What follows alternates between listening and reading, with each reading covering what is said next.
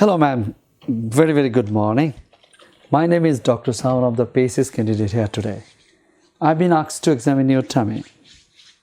So what I'm going to do, I'd like to have a very good look first, then feel and tapping and listening your tummy. So do you have any pain at this tummy right at this moment? No. Alright. So during this procedure or during this examination, if you feel any kinds of pain or discomfort, just let me know. I'll stop at that moment. Is it all right? Yes. Thank you very much. So yes, my dear doctor, immediately after entering the room, that you need to do the deep bundle packs altogether. And deep starts with the D for the good greetings. Of course, good smiling. And making a good rapport, my dear. And then introduction, introduce yourself and instruction. And in the meantime, you need to wash your hands and also see the instruction written here. And the pain, position and posture. That you need to tell her that if you feel any kinds of pain or discomfort, just let me know. Pain, position. And position for the abdomen examination, definitely for the lying flat and absolutely fine. And posture means the exposure. And exposure abdomen needs that you need to tell her and maintain definitely the safety and comfort and dignity altogether. It's really important, my dear. So tell her, ma'am, would you like to put off your gown so that I can examine your tummy? Is that all right? Yes. Thank you very much. So you need to tell her, just, can you sit forward for me? Yes. So ideally, the exposure needs the mid-chest to mid-thigh. But for a lady that whenever you are trying to examine the abdomen, my dear, you need to keep the privacy as well. And you need to be very careful about the patient's discomfort as well. So please, the things that I have done, that's enough to examine, my dear. And just you take the gown and you can take the gown off whenever you are not examining this part. And now this is the exposure part. And yes, you can expose like the way that I start exposure here. And this is the way that you start your examinations, my dear. Now this lady is ready to be examined by you, my dear. So you can start your examinations. So once again, my dear, listen very carefully that whenever you start with the abdomen station 1, before entering the room, that you'll have the 2 cases, for 1 case for the abdomen, 1 case for respiratory system. You need to prepare yourself. And whenever you prepare yourself for the liver abdomen is a case, and the renal abdomen is a case. And yes, another possibility that I put, this is the spleen abdomen, if I'm saying. So today, what we are discussing this case basically the spleen abdomen. What does it mean is the diagnosis based on the splenomegaly or something like that. So yes, my dear, so what you need to do is, because the first case, the most common cases are the liver abdomen. So the bundle bags that you already remember, the chronic liver disease, leukonychia. Then the decompensated jaundice, ascites, encephalopathy. Portal hypertension, splenomegaly, means the splenomegaly. And fourth is the hepatomegaly, means the giving the etiology, hepatomegaly, and hepatocellular carcinoma irregular border. These are the 5 important points that you keep in your mind when you enter the room and start your examination. And it's because I said that the renal abdomen is the second one, and third one is the spleen abdomen that we are discussing here. So yes, my dear doctor, what you need to do, always the first one is the first one, my dear. Always, whatever the renal abdomen, whatever the spleen abdomen, always you need to tell the absence of stigma of chronic liver disease. This is very much important, my dear. So yes, my dear doctor, you enter in the room and you start your examination from the hands, my dear. Always look for the peripheral stigma of chronic liver disease. So yes, let's start. Let's start by examining the hands first. So ma'am, could you please do like this for me? Do like this. Yes, raise your hands. Yes. So I need to get down like this and to see the clubbing. So she doesn't have clubbing, but she has the pale nail bed. Not the leukonychia, but she has got the pale nail bed and the skin having the pale color. So see, she doesn't have the clubbing, but she has a pale skin that we can compare with my hand, you see. So we can compare with my hands. You see the reddish color of my hands means she doesn't have, means that she has the anemic, the pale color nail bed as well, the pale color a little bit. So she has anemic. So can you turn around your hands?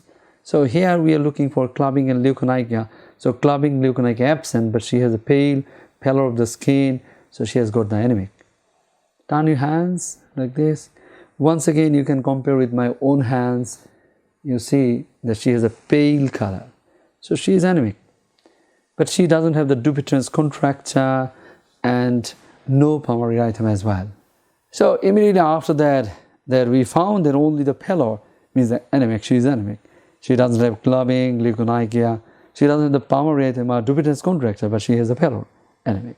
Now we are looking for the flapping tremor, the evidence of the hepatic encephalopathy. So you need to tell her, just can you spread her fingers, stretch the fingers and cock up your wrist back, and you need to hold it here and you need to press a little bit further. So she doesn't have the flaps. So immediately after that, we'll go up to see the antecubital fossa to look for the needle track marks and the tattoo marks and the Tommy marks. What I said, the track with the needle track marks absent, tattoo marks are absent, and the Tommy marks means the venesection marks absent. So tattoo and track marks for the hepatitis V, IV drug evidence, and hepatitis C virus evidences. And the Tommy for the venesection marks is the hemochromatosis evidences. These are absent. So next to the hand examination, what you need to do, just we need to tell her, could you please look down for me to see the jaundice? She doesn't have the jaundice. Now you need to tell her to look up for me. So you need to see that she has got the anemic. She has got anemic? Yes. Can you stick your tongue out for me to see the anemia? And tongue up. Yes. And to show me your gum, please. Gum. She doesn't have the gum hyperplasia. She has anemic, but she doesn't have the jaundice. She doesn't have the gum hyperplasia. Immediately after the eyes and mouth, then we need to see the upper part of the chest to see for the spider nevi. It's really important. So she doesn't have any spider nevi, and you need to look for the back as well, upper back, the presence of spider nevi. So she doesn't have any spider nevi. So immediately after that, you need to focus the upper back as well to see any spider nevi. So she doesn't have any spider nevi. So spider nevi are absent on the upper back as well. So no spider nevi here. So immediately after the peripheral stigmata and peripheral signs that we found she is anemic. Only the single finding that we have found, we found, and I found that she doesn't have any peripheral stigmata of chronic liver disease. Means the stigmata of chronic liver disease are absent. So now the abdomen examination that we need to start. From the abdomen starts for the inspection. Then the inspection leads to the scar marks. So there is no scar marks here. And starting from the superficial palpation as well. And so superficial palpation, then you need to just palpate there and just tell her, is it painful? No, not painful. Immediately after the superficial palpation, then you need to examine the liver first. So the liver examination starts from the right iliac fossa, and you need to tell her, can you just turn your head on the left side and take a deep breath in and out. Once again, once again, once again, once again, once again, once again, once again, once again. So I have not found the liver is enlarged. So that's why you can. So liver is not enlarged from the down, and you need to see the upper border of the liver dullness as well. So now that you need to tap on the chest to see the upper border of the liver dullness. So this is the dal, so the second, third, fourth and fifth, the right midclavicular line. So the liver is not enlarged. So yes, my dear doctor, you need to, after the liver palpation, you need to do the spleen, my dear. So spleen examination starts from here. Once again, you need to tell to your patient, can you turn your head on the left side and then take a deep breath in and out. Once again, once again, once again, once again. So yes, I can feel the anterior border of the spleen here. So I can feel the anterior border of the spleen once again. I can feel the anterior border of the spleen here. Yes. So yes, I have marked here the points of the anterior border of the spleen. So this is the splenomegaly that we found. And immediately after that, you need to percuss here. Okay, okay. Tympanic, tympanic, dal, dal, dal. So this is the spleen. The spleen is mildly enlarged. Yes, my dear doctor, the mild splenomegaly is present. And you can percuss farther there. So this dal, dal. So you see that this is tympanic. The tympanic, tympanic, tympanic, dal, dal, dal, dal. So this is mildly splenomegaly. So immediately after the liver and spleen, then you need to put your hands here to feel the palpable or palatable kidneys. Here's the right kidney, and this is the left kidney. Then you need to put your hands here. You need to put your hands here. So the kidneys are not palpable and not palatable. Immediately after the kidneys, then in bladder, you need to put your hands, just hands and the hands, just reacting major the urinary bladder palpation. So now after the palpation, there is the percussion. Then you need to percuss. So you can percuss here. Why? For the shifting dullness. So you need to, this is the tympanic. Tympanic, we should go the right side because the left side is a spleen. So there will be no misinterpretation. So all are tympanic sound. So definitely the no dullness on the flanks, so the aside is absent. So there is no shifting dullness. Means the aside is absent. Immediately after the percussion, the auscultation that you need to do, you need to take the stethoscope, and once again you need to put the stethoscope onto the left lower zone.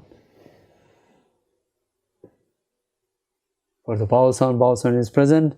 And after that, you just turn this one to put the stethoscope here for the renal bruit, here for the renal bruit, and also over the spleen for splenic bruit. All the bruits are absent. And also you can put the stethoscope over the epigastrium to listen the venous hum, which is important findings for the portal hypertension. This is absent. So yes, my dear doctor, immediately after the inspection, palpation, percussion, and auscultation of the abdomen, proper examinations, whenever you feel that you finished, then you need to see the legs and the lymph nodes. These are important, my dear. So yes, whenever you finish this abdomen proper examinations, you just cover it up. So this covering means that you are keeping your patient in a comfortable state because she is female. And now I'd like to see the legs. You need to see the legs. I'd like to see the legs. Ma'am, do you have any pain at your legs at this moment? No.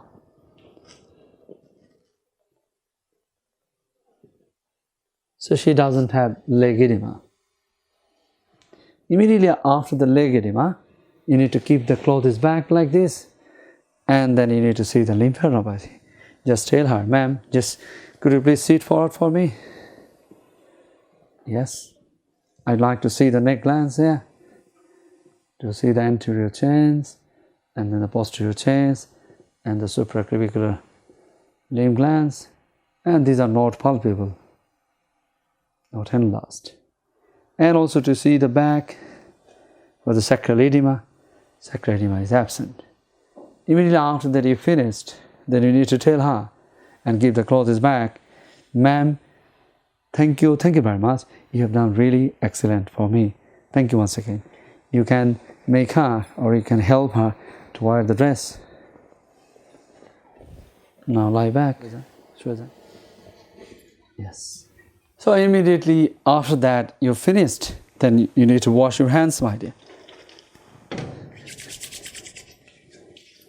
And then you need to take the stethoscope in your hands and then looking into the both eyes of the both examiners with a confident look, you need to tell to your examiners, sir, I'd like to finish my abdominal examination to check the hernial orifices, genitals and the digital rectal examinations.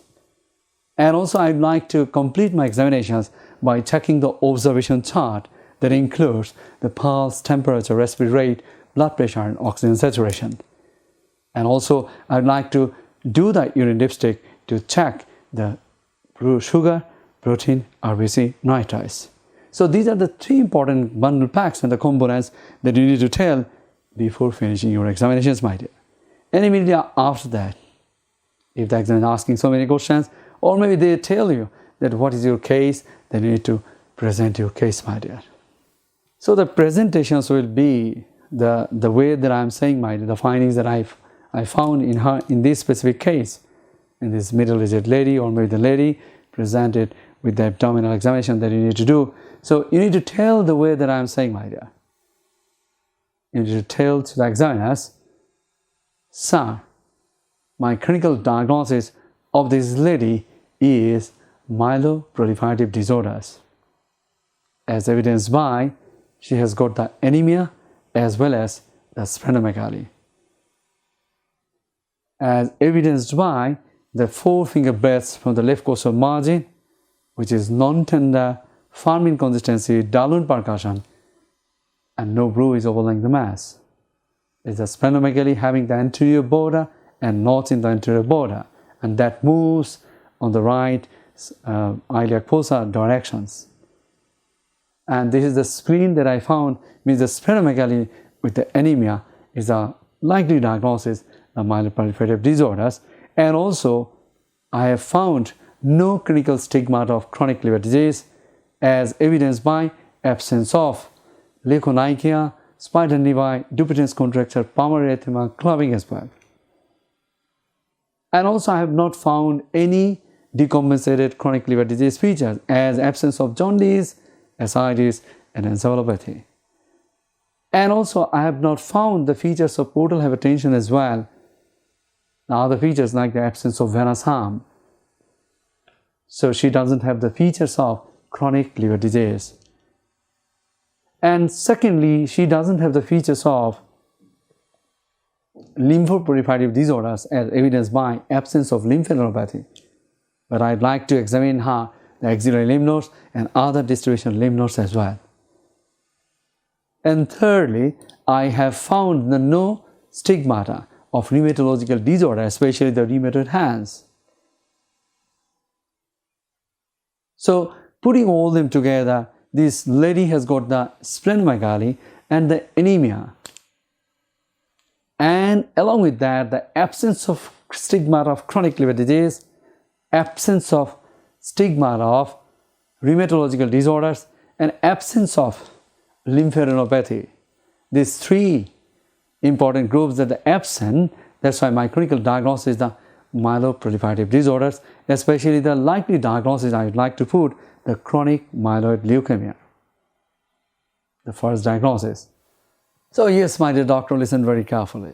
As I said, the spleen abdomen, so the approaches of the spleen abdomen should be, if you found the anemia with splenomegaly, the first diagnosis, myeloproliferative disorders, second diagnosis, lymphoproliferative disorders, third diagnosis that you need to think about, of course, the Felty syndrome.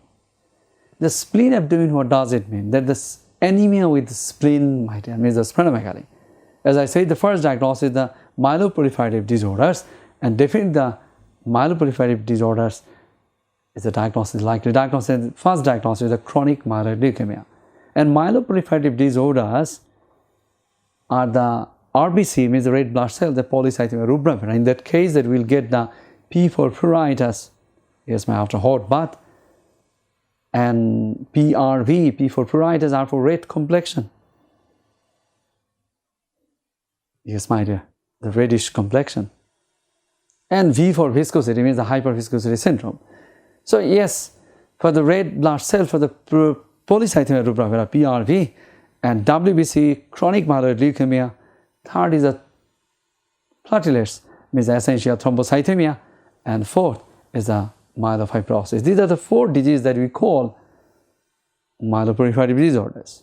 So now listen very carefully. The anemia with splenomegaly, the first diagnosis, as I said, the myeloproliferative disorders, and of course, there is a chronic myeloid leukemia is a likely diagnosis. And secondly, the lymphoproliferative disorders, but if there is a lymph glands and lymphadenopathies are present. And third, as I said, the Feltis syndrome, that you need to look for the rheumatoid hands should be there. And along with that, that we made the diagnosis, the myeloproliferative disorders, lymphoproliferative disorders, if the lymph glands are present, and the Feltis syndrome, if the rheumatoid arthritis or rheumatoid hands is present. But my dear, listen very carefully. Why about the anemia and splenomegaly? Splenomegaly is a features of portal hypertension. So always we need to exclude the chronic liver disease altogether. So yes, my dear, as I said that, you need to exclude them before saying that. So yes, my dear doctor, I am just recapping the things once again. The spleen abdomen means that you found the splenomegaly anemia. You need to exclude the CLR, my dear. Before saying the first diagnosis is the myeloproliferative disorders.